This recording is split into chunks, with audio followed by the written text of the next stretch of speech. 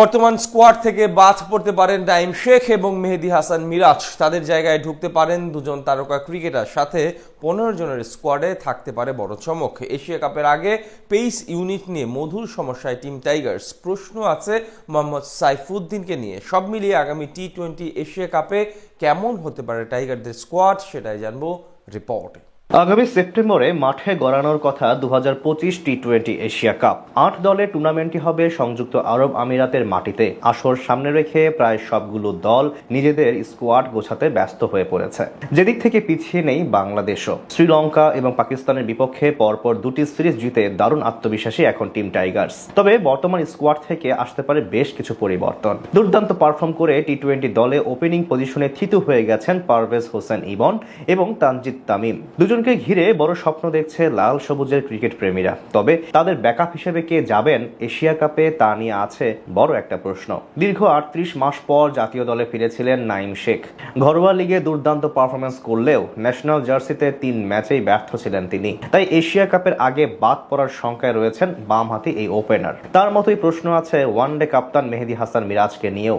বাকি দুই ফরম্যাটে ধারাবাহিক হলেও টি-20 ক্রিকেটে মানানসই ব্যাটিং করতে পারেননি মিরাজ। পাশাপাশি বল হাতে দিতে পারেননি আস্থার প্রতিদান। তাই এশিয়া কাপের পূর্বে মিডল অর্ডারের বিবেচনা থেকে বাদ পড়তে পারে তার নাম। ওপেনিং পজিশন থেকে নাঈম শেখ বাদ পড়লে আবারও সৌম্য সরকারকে ফেরানোর সম্ভাবনা রয়েছে।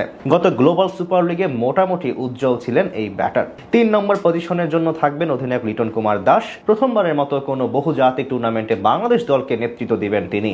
এদিকে স্কোয়াড নির্বাচনের সবচেয়ে বড় সমস্যায় পড়তে পারে মিডল অর্ডার নিয়ে। বর্তমান স্কোয়াডে থাকা সদস্যদের মধ্যে একমাত্র তাওহিদ হৃদয় স্বীকৃত মিডল অর্ডার ব্যাটসম্যান। তাই আপাতত তার সঙ্গে নুরুল হাসান সোহান অথবা তরুণ মাহিদুল ইসলাম অঙ্কন হতে পারেন একমাত্র সঠিক সমাধান। গত বিপিএল ও ডিপিএল এ ব্যাট হাতে বেশ উজ্জ্বল ছিলেন এই দুজন। তাই মিরাজের জায়গায় 5 বা 6 নম্বরে তাদের দুজনের একজন ডাক পেতে পারেন এশিয়া কাপের স্কোয়াডে।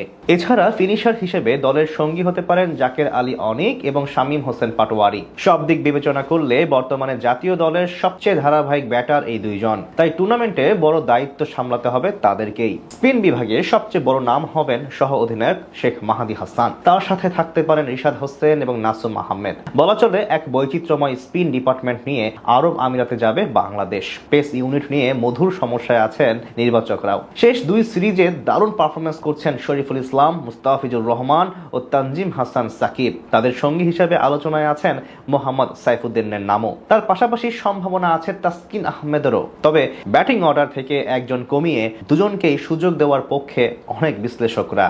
শ্রীলঙ্কা এবং পাকিস্তানের বিপক্ষে পরপর 2টি সিরিজ জিতে দারুণ আত্মবিশ্বাসী এখন টিম টাইগার্স।